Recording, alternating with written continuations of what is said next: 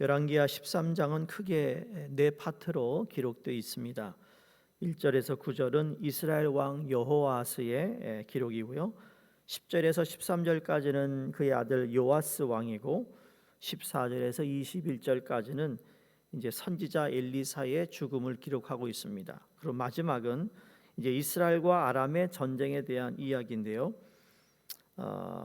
과거에 우리 아이들을 가르칠 때 주로 재미있는 교훈적 이야기를 통해서 아이들을 가르치는 이야기가 참 많죠. 예를 들면 흥부와 놀부의 이야기, 콩쥐 팥쥐 이야기, 또 개미와 배짱이 이야기, 또 토끼와 또 거북이 이야기를 통해서 이야기를 들으며 배웁니다.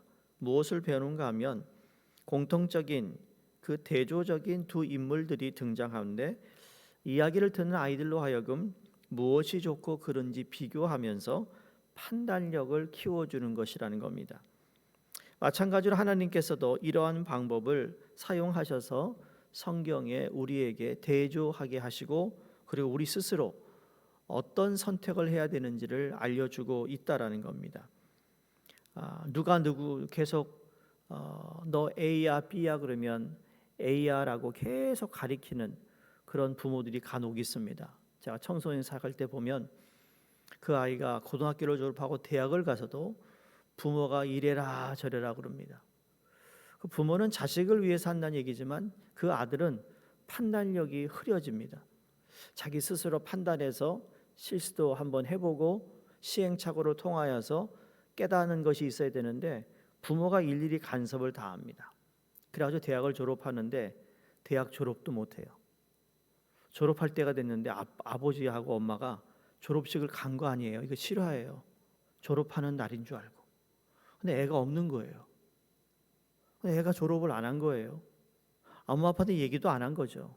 말했다간 큰일 나니까. 주로 그 아버지가 그런 아버지가 되게 엄하잖아요. 그리고 아이들을 손찌검하는 그런 아버지인데 이런 일들이 벌어지면서 그리고 그 아이가 너 그러니까 이런 짭을 하면 좋겠다. 계속 그런 얘기를 하니까 이 아이가 참 성인에도 불구하고 참 엉뚱한 짓을 많이 한다는 거예요. 얼마나 엉뚱하냐면 고등학교 때 패스포드를 부모한테 달라고 그러더니 그리고 돈을 모아서 태국으로 놀러 갈 생각을 했다는 거예요. 어디가 안 맞잖아요, 그렇죠? 그러니까 아이가 자라면서 그 자랄 때 그 아이에게 필요한 교훈이 필요하고 교육이 필요하고 가르침이 필요한데 그걸 못했다라는 겁니다. 하나님도 우리에게 꼭 그런 건 아니더라도 우리가 신앙생활 하면서 신앙생활 5년째, 10년째, 20년째 정확한 숫자는 없지만 그때마다 하나님 우리를 훈련하시고 단련시키고자 하는 목적이 있고 그걸 통하여 우리를 더 성숙하게 하고 자라게 하시는 하나님의 섭리가 있다라는 것을 볼 수 있어야 된다는 거예요. 오늘로 본문 보시면 비교되는 두 인물의 모습이 나옵니다. 그 두 인물은 유명한 선지자 엘리사와 그 당시 북이스라엘의 왕 요아스입니다. 엘리사와 요아스, 훌륭히 하나님의 사역을 잘 감당하였던 엘리사가 이제 나이가 많이 들어 죽을 때가 되었습니다. 병석이 있다는 본문을 통해 우리가 알 수도 있듯이 이 소식을 들은 이스라엘 왕 요아스가 병석에 누워있는 엘리사 선지자를 찾아가서 문병을 하면서 죽어가는 엘리사를 보며 눈물을 흘리며 이렇게 말합니다. 14절에 내 아버지여 내 아버지여 이스라엘의 병거와 마병이여 라고 울부짖습니다. 정말로 엘리사는 나라와 민족 구원을 위해서 일을 많이 한 선지자 중에 하나입니다. 특히 엘리사는 아람 민족이 이스라엘 공격하려 할 때마다 그 능력의 영감으로 그 어느 지역에서 아람 군대가 공격해 올 것인가를 미리 알아서 이스라엘을 항상 아람의 공격에서부터 지켜준 나라의 은인도 같습니다. 이러한 엘리사 선지자가 이제 늙어서 죽게 되었으니 국방을 책임져야 할 요아스 왕으로서는 연간 이게 안타까운 게 아니었습니다. 그러니까 내 아버지여, 내 아버지여, 이스라엘의 병거와 마병이여라고 슬퍼하고 있는 모습이 기록되어 있어요. 그러자 엘리사는 자기 곁에서 슬퍼하는 이 요아스 왕에게 한 가지 부탁을 합니다. 15절에 활과 화살들을 가져오십시오. 그리고는 왕의 손으로 활을 잡으소서라고 이야기합니다. 그러고 난 다음에 자신이 그 왕 손 위에 손을 얹습니다. 마치 안수기도를 하듯이 손을 얹고 기도를 해 준 것입니다. 다시 말해 자신의 능력, 마지막 남아있는 능력을 이 왕에게 전수하고 있다라는 겁니다. 바로 이 대목에서도 세상을 떠날 때 누군가가 나를 위해 울어주는 사람한테 마음이 가게 돼 있다고요. 내가 세상을 떠나는데 아무리 우리가 믿는 사람이라 할지라도 안타까워하는 마음을 가질 수 있어야 된다는 겁니다. 아이고 빨리 갈 걸 지금 가니? 이런 식으로 만약에 간다면, 그런 마음이라면 그 사람이 어떻게 살았느냐를 보여줍니다. 장례식 가면 안다니까요. 자, 어쨌든 능력을 전수하는데 왕에게 계속 말합니다. 동쪽 창을 여세요. 그쪽으로 향하여 활을 쏘세요. 다시 말해 아람 나라가 있는 곳을 향하여 활을 쏘란 얘기입니다. 그러면서 17절에 여호와를 위하여 구원의 화살 곧 아람에 대한 구원의 화살이니 왕이 아람 사람을 멸절하도록 아벡에서 치리이다 하니라 그럽니다. 그래서 왕이 활을 쏩니다. 그래서 엘리사는 말합니다. 이제 왕께서 아람 사람을 진멸하도록 하나님이 치실 것입니다. 이게 얼마나 큰 위로의 말씀이겠어요. 그런 후에 엘리사가 한 가지 더 이야기합니다. 자, 나머지 화살을 손에 잡으시고 그것으로 땅을 치십시오. 그러자 요아스는 몇 번 쳤어요? 3번 치고 그칩니다. 그랬더니 엘리사가 화를 냅니다. 저하고 제자반을 하는 분들은 기억하실 거예요. 성 프란시스가 그 성자의 제자가 되기 위해서 찾아왔는데 그 성 프란시스가 잠시 어디 갔다 올 테니까 내가 시키는 대로 배추를 땅에 심으라고 그랬죠.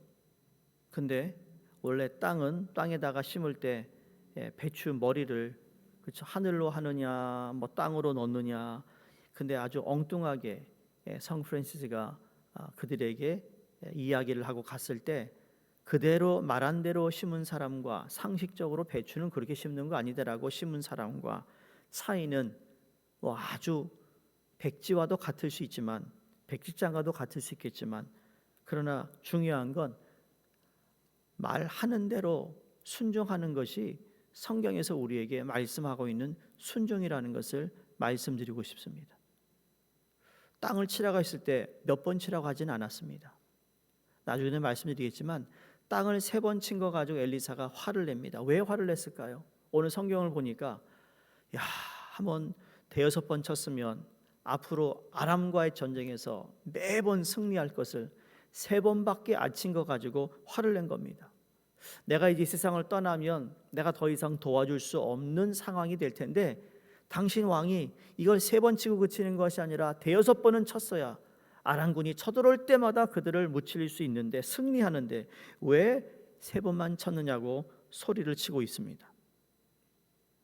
여러분, 그 화살은 분명 하나님의 구원의 화살이었던 것이 맞습니다.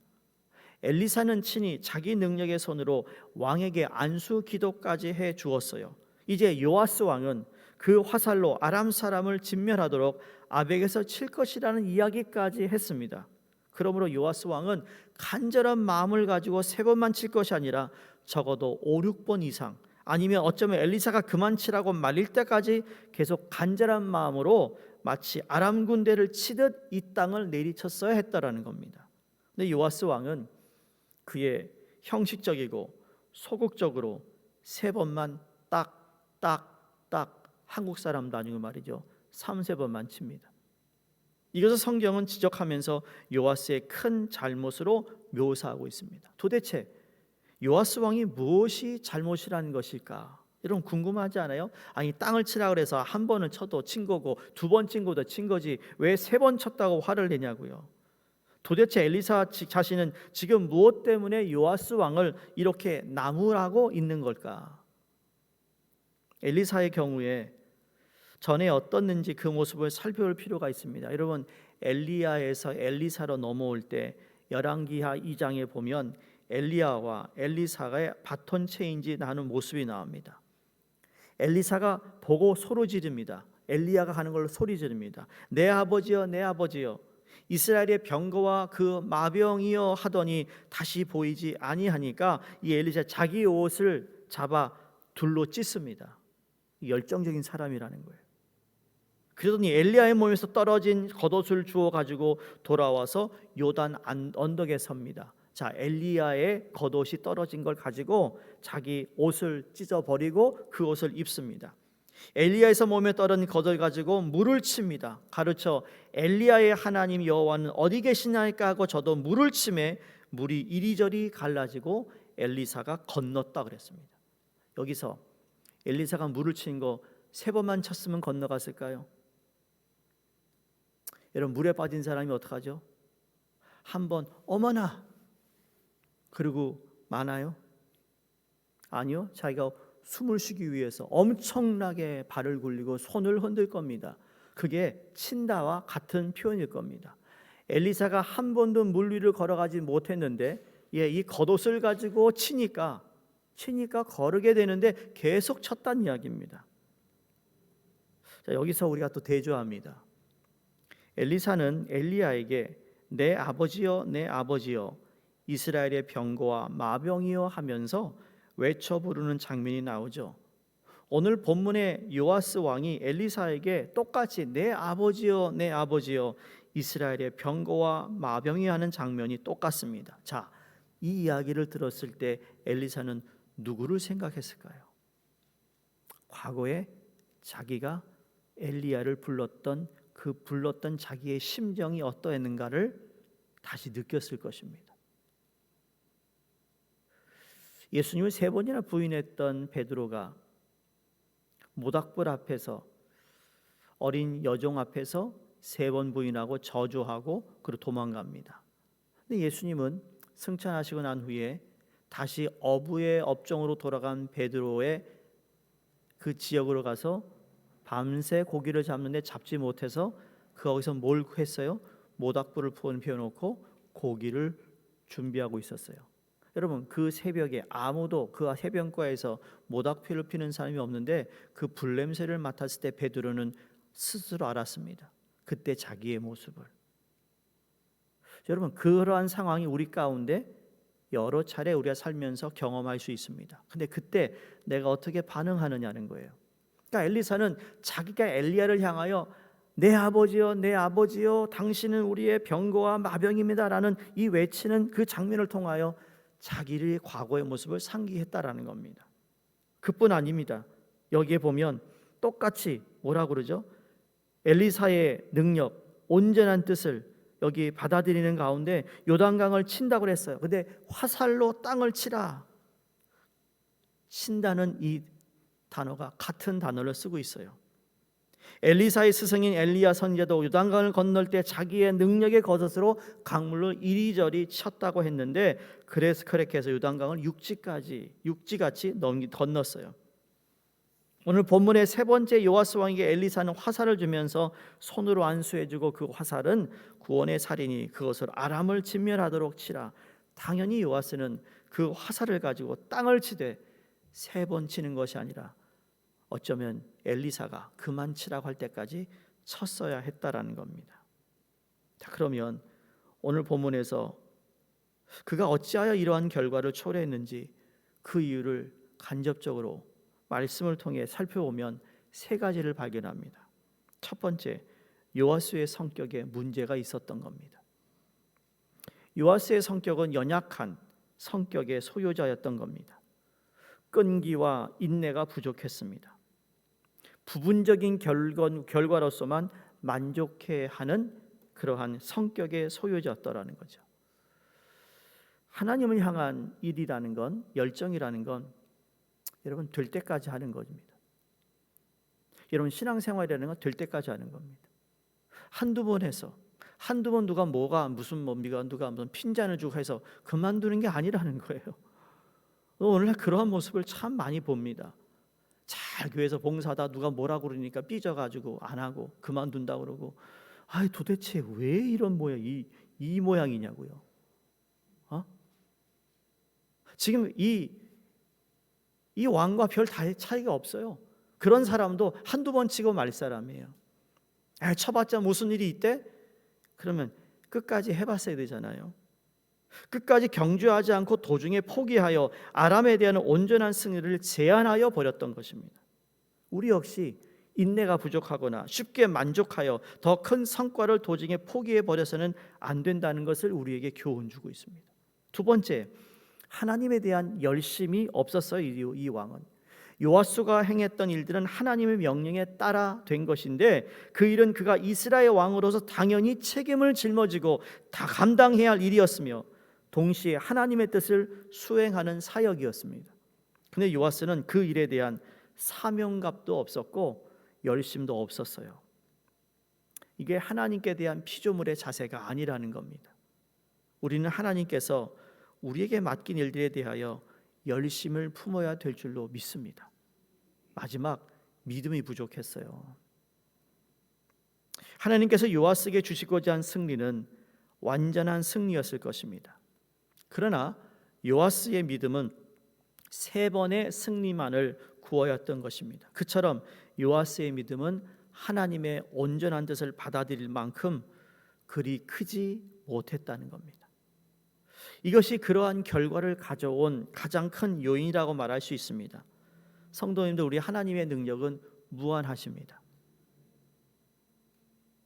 마른 막대기도 하나님은 사용할 수 있는 분입니다.